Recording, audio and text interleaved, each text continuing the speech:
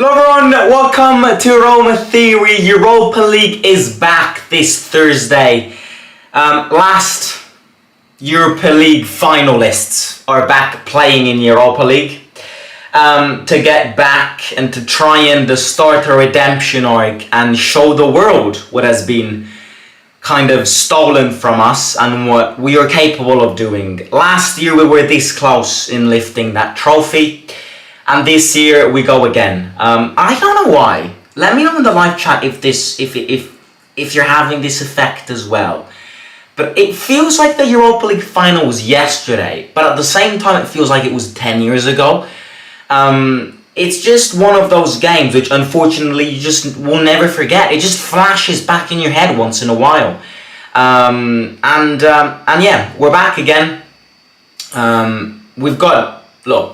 We've got an easier group stage, if you ask me, compared to last season. But that doesn't necessarily mean that we're gonna have such a successful run like last year. I think it's very important to not underestimate this group stage, because as much as it is, we are definitely the favourites. We tend to underestimate these games. We've seen it last year in the opener against Ludogorets Razgrad. We've seen it 2 years ago in the Conference League when we went to Norway against Bodo. We're going to remain concentrated. This year we have better squad depth, so we can allow for more rotations, for more quality rotations. And we'll get into this today. We'll speak about them, we'll speak about our predicted 11, and we'll speak about how that 7-0 win will help us. And we'll try to maybe create a base for a good streak and a good momentum.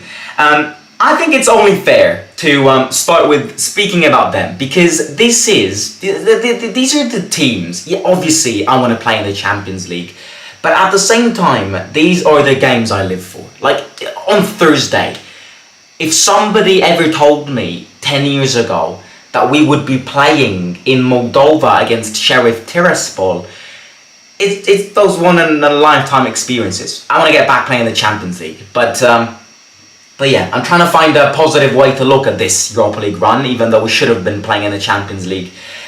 So yeah, smash the like button, let's get into this, and yeah, first of all, let's speak about them a bit. I think it's interesting, because yeah, the few times we play against these unknown teams, context. So who are they? They are a Moldovan team. They play in the Moldovan League, but this is something which I already mentioned a few live streams ago. They basically are a Moldovan team which are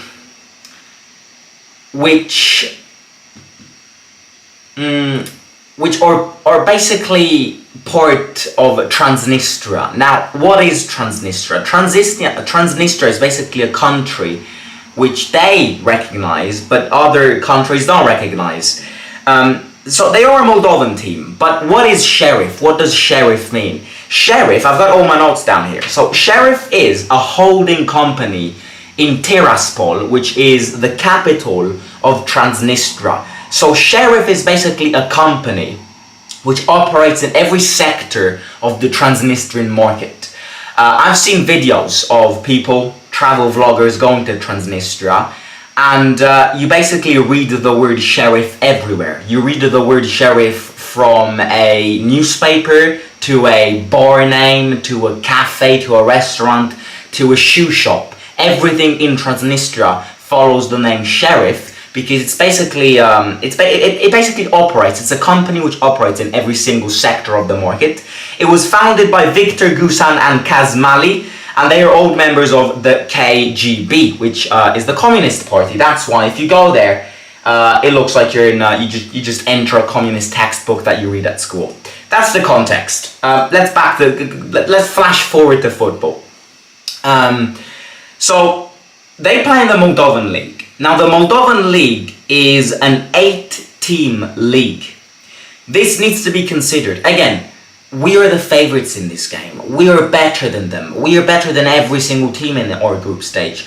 But these are the little considerations that we have to consider before underestimating these opponents. They play in a league which consists of 8 teams. The Moldovan league is an 8-team league. That means that, first of all, they have less games and will be more rested. I'm not sure if the fact that they have an 8-team league means that they don't play every weekend. I don't know, because I don't know if the fact that it's just an 8-team league suggests to me that maybe they don't play every weekend. And if that's the case, then look, they'll be fresh. They'll be definitely fresher than us. It is interesting to actually consider that this last weekend they did play and they beat their opponents 5-1. I believe they beat 5-1, the 6th team in this league. They are second, tied points with the first team. So yeah, these are considerations to make. They will definitely have more energies. They will definitely have, I'm not going to consider their stadium a very heated stadium. I don't even know if Sheriff Tiraspol has fans, with all due respect. But another thing to consider is European experience. Because, for example, in recent years, Sheriff Tiraspol played in the Champions League way more recently than Roma. Now, I'm not sure if that's embarrassing to say, or, just good enough to say, but Sheriff Tiraspol played in the latest edition of the Champions League more recently than Roma, and in their group stage they had Real Madrid and they beat Real Madrid in the Santiago Bernabeu.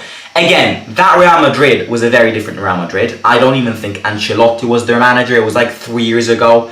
Vini definitely wasn't the player he is now, but it's still Real Madrid, the best team in the world. So they've got this European experience. Again, do they go far in these tournaments? No, they don't. But they play in these European tournaments year in and year out, meaning that they have grown their experience and the way they handle and the pressure in these games to make their fans proud, to make their country proud. I believe last year they were in correct me if I'm wrong, but I remember Man United play against Sheriff Tiraspol recently. I'm not sure if they were in their same group stage in the Europa League last year. They were in the Europa League last season, however. So, yeah, they are a European team. They obviously get thrown out very, very, very often, but they still are a European team. And another thing to consider, which maybe should allow for some rotations, adding on to the fact that we are better than them and some rotations will definitely come, is the fact that Akambi, which is their MVP, is injured, and another very interesting player that they have is Paiva, who is a Brazilian right winger. He's also injured. So yeah, and in their last 5 games, they've got 4 wins and 1 loss. So yeah, that's all about them. They won, as I said before, they won 5-1 their last game. So the momentum on their side will be very similar to our momentum. We won 7-0, they won 5-1. Speaking about us, that 7-0 will definitely help, without a doubt. It will help when it comes to, as I just said, building that momentum. But I think it will also help in terms of being more confident in being able to score goals and keep clean sheets. And I am expecting us to win on Thursday because Sheriff Tiraspol is weaker than us, and that is a factual statement. Sheriff Tiraspol have got weaker players than us, even if we play our B team. But as I said at the start, this year we have more rotations. You look at the amount of squad depth we have this year, and it's definitely, in favour when we want to tackle these games. We don't want to start with Dybala or Renato Sanchez and risk them. We can start with Awar Pellegrini. Now, I know that Awar Pellegrini and Smalling were not that fit against Empoli and they were sitting in the stands. That's why you will see that none of the 3 will be in my predicted 11. They will be back on against Torino. Again, I'd rather keep these players. Torino is a complicated away game next weekend, so I'd rather keep some fresh air for Torino. Another thing about Torino, which is why we need to keep Smalling out, is because Smalling is very good at keeping physical strikers. Who did Torino buy? Duvan Zapata, very physical striker, so we need Smalling. So yeah, I mean, it will definitely help. The big thing, which needs to be mentioned, is how we will not, by any means, by not even a single chance, that we are going to give up on Europa League. it is way more likely for Roma to give up in the league than it is in the Europa League. It just is. We have become a European team which plays in European tournaments year in and year out and has had successful results recently. Another reason is what we were mentioning a few days ago with the new format of the Club World Cup. We need to keep this Europa League, this Europe momentum going, because the Club World Cup has got a new format, and if we keep a good streak this year, we will most probably be playing in it next season if we keep this our placement in the rankings. And third of all, as you can read from today's title, redemption. Redemption is very, very big. Mourinho will want redemption, the team will want redemption, the fans will want redemption. A Europa League final has been stolen from us. We will want to show everyone that Europa League has been stolen from us and that we are able to repeat such a thing. Very early to think about the Dublin final, the semi-finals, the quarter-finals. All we need to focus on now is the group stage. A group stage which we have the obligation to end as first to avoid the playoffs. An obligation which, look, I'm not going to say getting 4 points because with Roma it never happens, but I'm going to allow 3 points loss in this group stage, not more than 3. We should be beating Sheriff away at home, we should be beating Servette away and at home, and we should be beating Slavia Prague at home. Slavia Prague away, I'll accept a draw even though we should win. I will allow a maximum of 3 points to be lost in our group stage. More than that, I'd consider it embarrassing because, again, you look at the teams, you compare it to the last group stage, it's way easier, and we should top this group stage even without starting with Dybala, Lukaku for every single game. Which moves on to the predicted 11. Let's quickly move to the predicted 11. That's my predicted 11. There are a few creative choices, I ain't gonna lie. The big doubt which I have is El Shaarawy. This is a game which El Shaarawy needs to play, but I also think Mourinho will start with both Lukaku and Belotti up front because he is intrigued by this attacking duo. You look at the last 10 minutes of that Empoli game, Belotti and Lukaku linked up really, really well. And I am convinced that Mourinho is intrigued in starting both of them. That means that if both of them start, El Shaarawy can't be one of the two strikers. And the only thing which can happen here is Zalewski doesn't play and El Shaarawy takes his place, or El Shaarawy doesn't start because Aouar or Pellegrini told Mourinho that they are ready for this game and they need minutes in this game to get their fitness back. Other than that, I think El Shaarawy will play. But chronologically, it is confirmed that Svilar will start on Thursday. I think it's good. I think it's good, especially when you need to... it's good because we need to test Svilar. You know, Rui Patricio has been poor in this start of the season. We need to test Svilar. We need to test him and see if he is able to take Rui Patricio's spot, if Rui Patricio continues with his downfall. And these are the games to test him. I think Svilar has played against tougher opponents than Sheriff Tiraspol with a solid defense in front of him. I think Svilar can keep a clean sheet, and I think Svilar can have a good performance. If you don't start Svilar in these games, we will never end up starting him. So Svilar starts, 3-man defense, Smalling rests because we need him against Duvan Zapata on Thursday and he isn't 100% fit. I think we'll keep the defense from Empoli. They played well. And Ndicka wasn't the best. I think Llorente was the best, and Mancini also played well. You can tell that Ndicka still needs to get into our system, but the more games he plays, the better and the quicker he will get to. He will start doing that. So I don't think the defense will change. I think the defense will remain the same, especially because we know Mourinho. If things go to plan, we don't normally see many changes. We kept a clean sheet. We've scored 7 goals. Again, Sheriff Tiraspol are better than Empoli because they are in a European tournament. But I am not that convinced that Sheriff Tiraspol is 10 times better than Empoli. In other words, I am not that convinced that if Sheriff Tiraspol play Empoli tomorrow night, I am not convinced that they're going to batter Empoli. In fact, I wouldn't even exclude Empoli to nick a win if that was a game. Again, they are better, they're in a bigger stage, so all of that. But I don't, I personally from what I've seen, apart from that Real Madrid win, I don't see massive differences between Sheriff Tiraspol or Empoli. In terms of quality of players, I'd also argue that Empoli have got more interesting players. In terms of Baldanzi, their goalkeeper was injured against us, but Caprile is an interesting goalkeeper. So again, they are better. I'm not saying that they're the worst, but I think if we scored 7 goals past Empoli, I think we can easily score 3 goals past Sheriff. That's my point.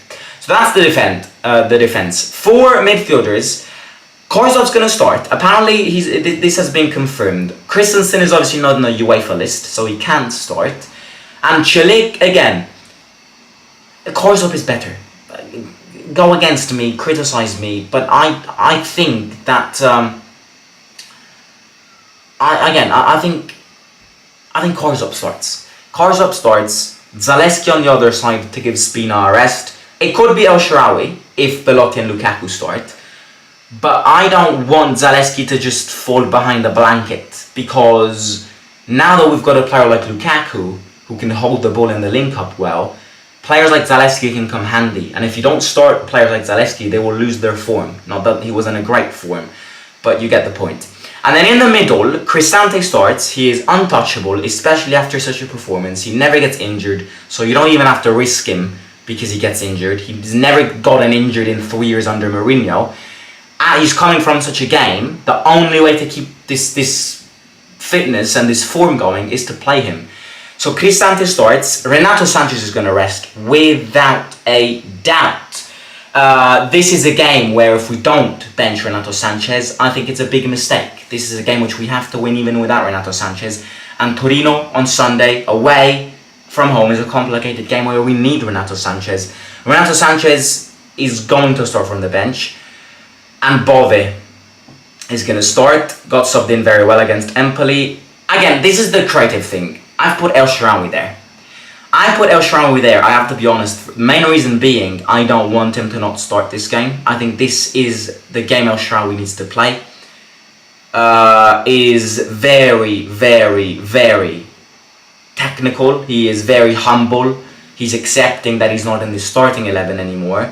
I think we got to give him chances in these games. I think it's disrespectful towards him after renewing a contract with a wage cut to not even start him in these games.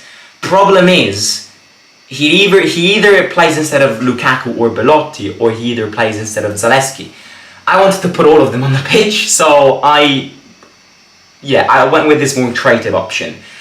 If Aouar is fit, I think Aouar will start. Dybala will rest without an absolute doubt. Without an absolute doubt. I mean, if I were Mourinho, I wouldn't even call Dybala.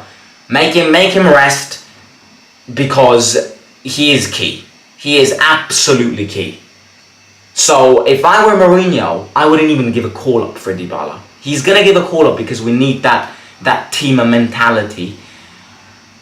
Because this is a tournament which we care all about, because of the redemption arc.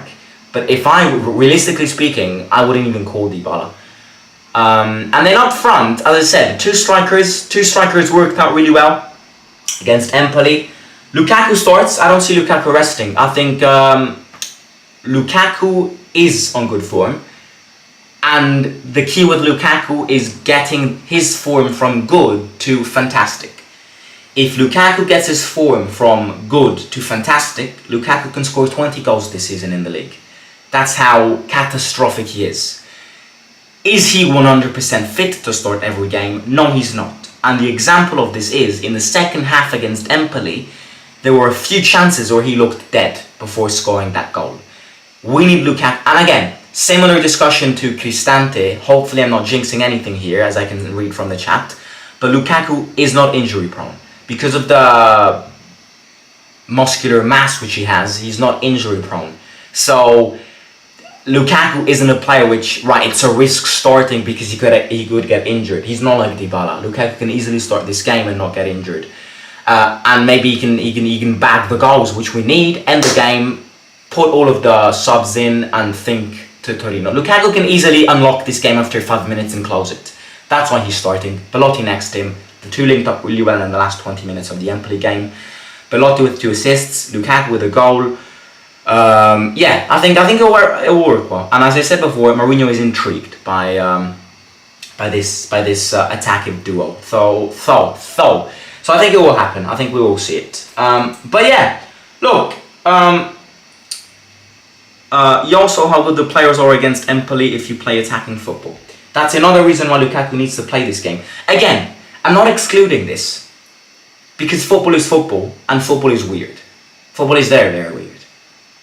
But let's just say we score 5 goals against Tiraspol. It's not going to happen. It is not going to happen. This is just me hyping myself up because my team just scored 7 goals.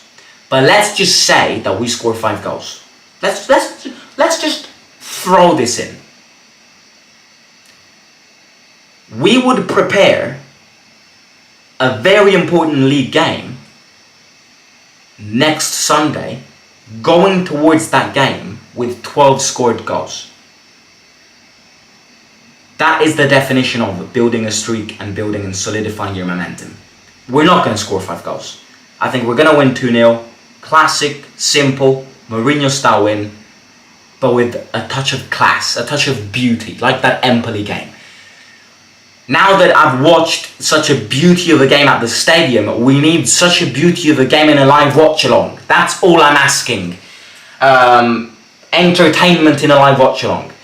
So that's it. That is my predicted 11. Servette are playing, what's the other team? Slavia Prague.